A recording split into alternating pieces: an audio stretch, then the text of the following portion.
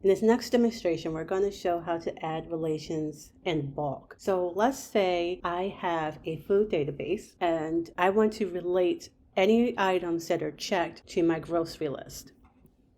As you can see, I have my grocery list here for today, and there's no items related.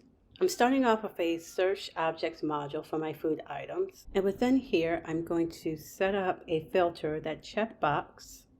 Let's go down to checkbox area equals and drag over true. Now I need to go to flow control and get an array aggregator. And what this will do, it will combine all of our page IDs that we need to relate into one array. Our source module will be food items. We're aggregating the page ID and hit OK. So I'm going to run this one time just so I can test out that this array is going to work. Run anyway. And there we go. And if I open this up, we can see in our output, these are all of the page items that were checked off.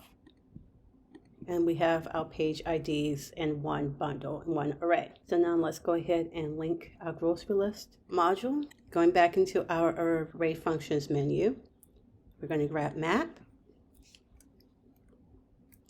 And once again, we want to make sure we put ID at the end here to show that that is our key.